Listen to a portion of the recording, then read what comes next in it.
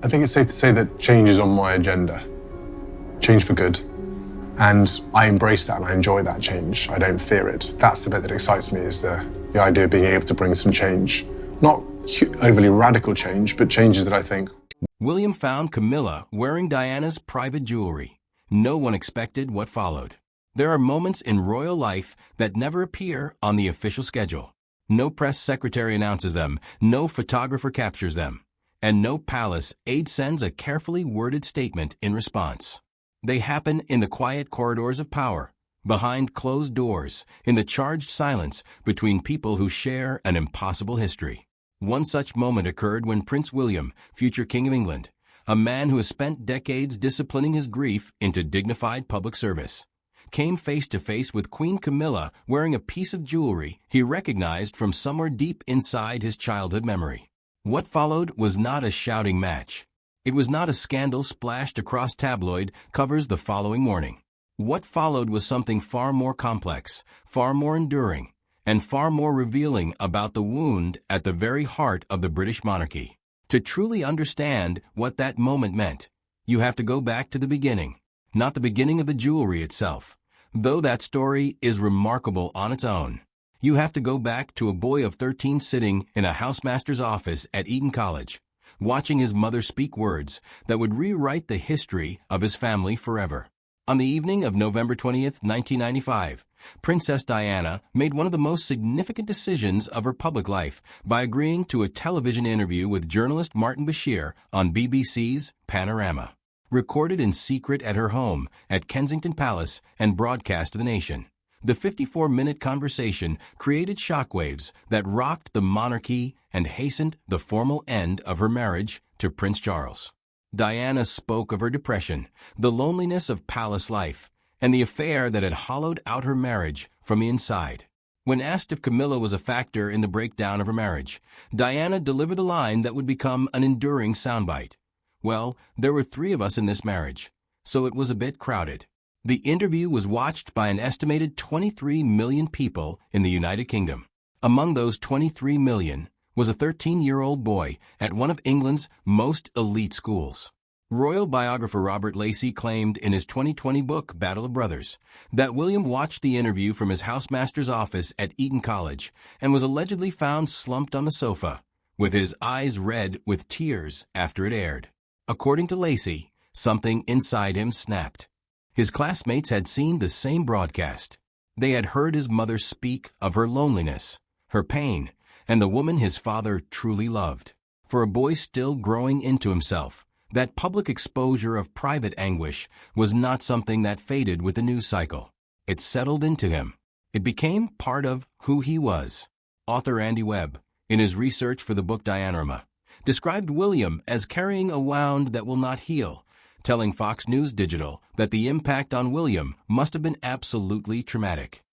Decades later, that wound had never fully closed.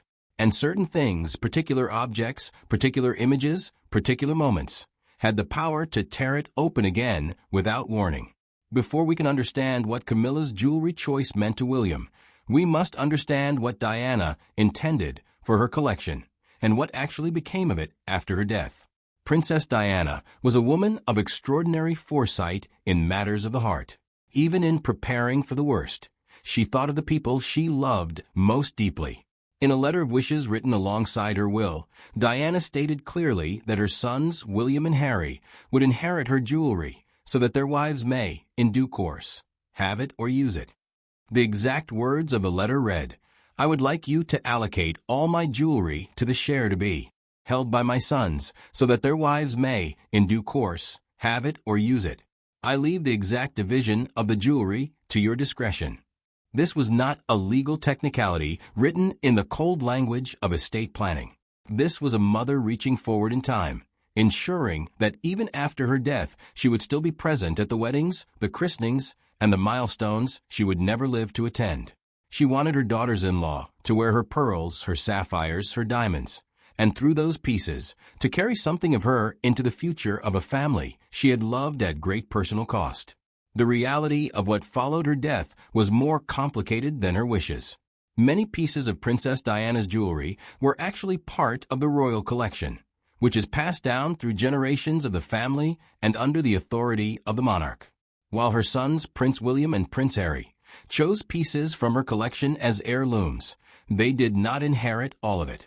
The distinction between Diana's personal jewelry and the pieces that belonged to the crown was critical, and it would become the source of a tension that has simmered for decades without ever fully resolving itself. After Diana's death, each of her sons was allowed to choose a keepsake from her most beloved belongings. Prince William chose her gold Cartier watch, which Diana's father had given her and which she wore frequently after her divorce. Harry, meanwhile, chose the 12-carat sapphire and diamond engagement ring. Even though the ring officially belonged to Harry, the young royal selflessly offered it to William when he was preparing to propose to Kate Middleton, even though it meant he would not be able to give the ring to his own future wife.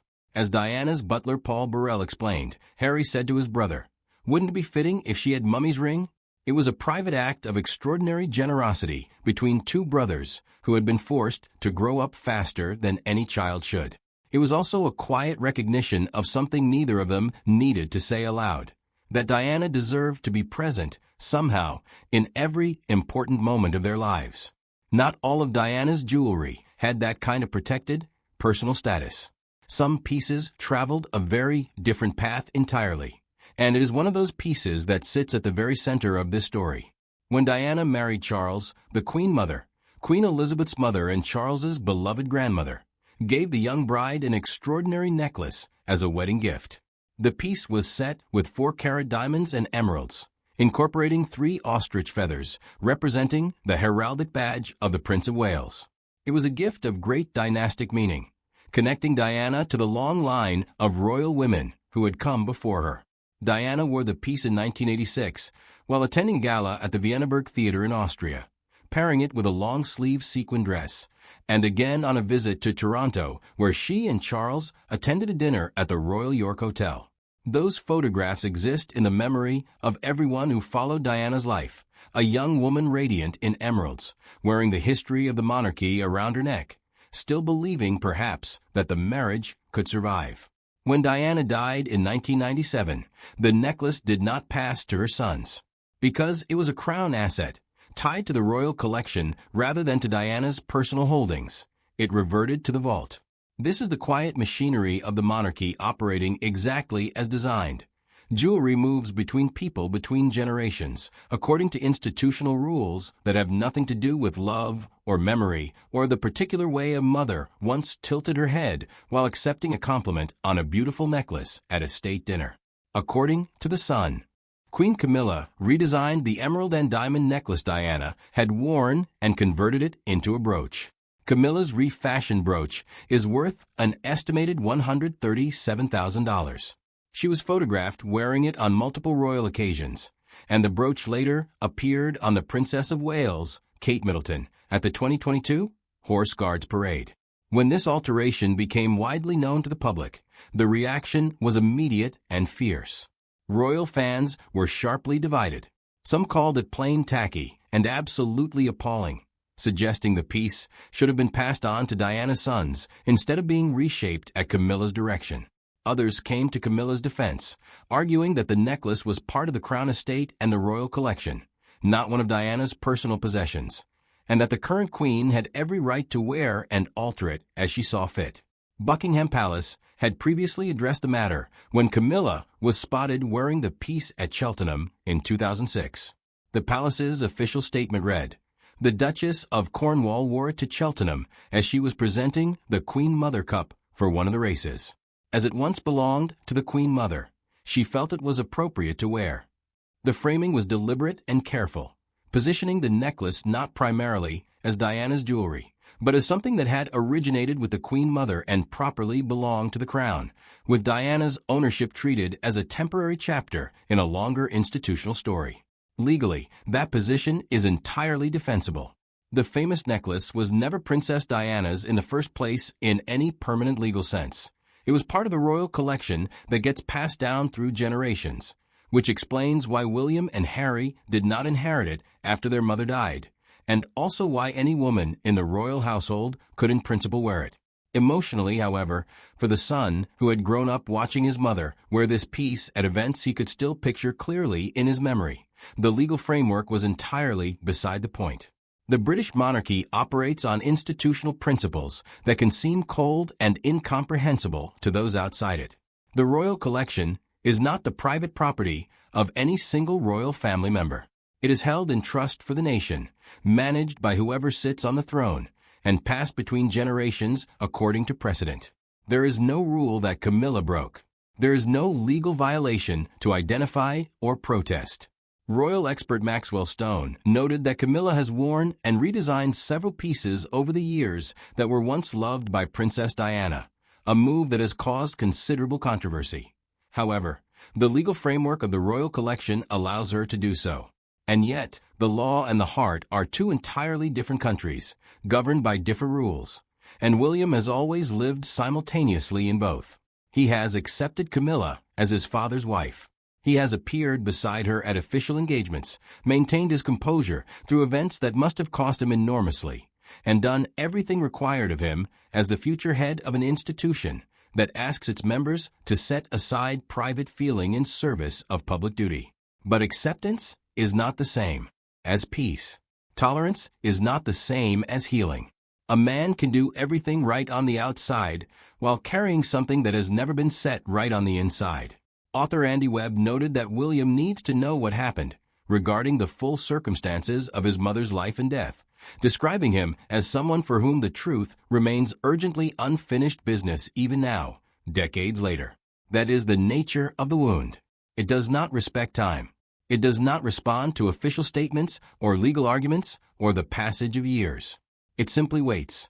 And when something, a piece of jewelry on the wrong wrist, a brooch pinned where a necklace used to hang, brings it back to the surface, it returns with all the force of the original loss.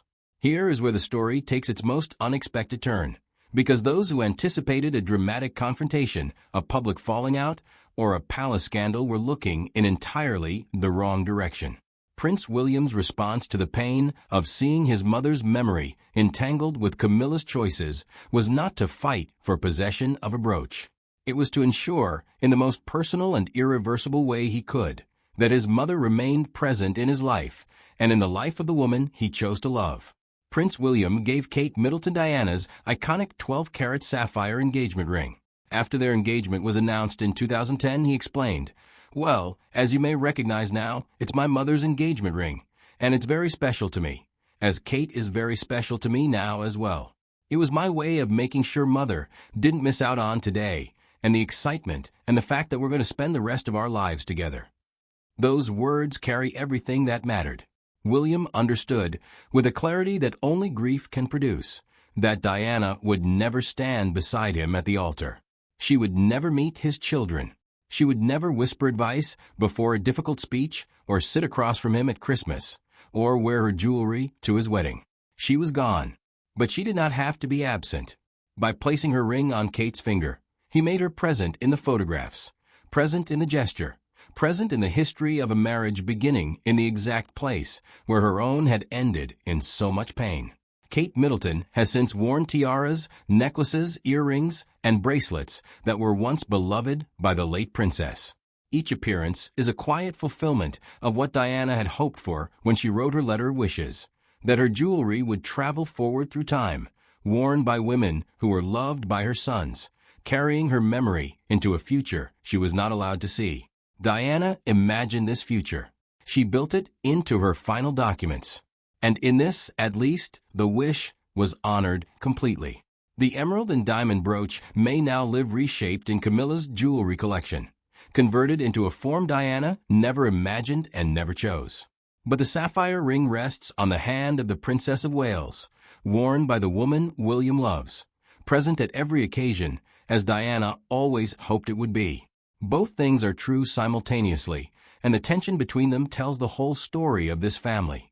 The institutional and the intimate, the legal and the beloved, the kingdom and the mother who wanted only to remain close to her sons. There is a version of this story that can be told entirely in facts and dates and legal valuations. The necklace traces back to 1863. The brooch is valued at $137,000.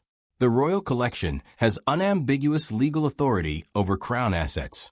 Camilla acted within every applicable rule. These are accurate statements, every one of them. But they exist alongside another truth that no palace statement and no legal framework has ever been able to address. That a boy grew up watching his mother cry, watching his parents' marriage dissolve into a national spectacle that tens of millions witnessed in real time, watching the woman connected to so much of that pain eventually take her place on the throne beside his father. And that same man, now standing at the threshold of kingship himself, sometimes encounters something, a familiar stone, a silhouette he recognizes from a childhood photograph, a piece of history worn on the wrong body. And for a moment, the discipline falls away. William himself once said that the circumstances surrounding his mother's final years contributed significantly to her fear, paranoia, and isolation that I remember from those final years with her. The word he used, remember, is the key to everything. William does not speak of his mother in the abstract or at a safe, historical distance. He remembers her. He carries her.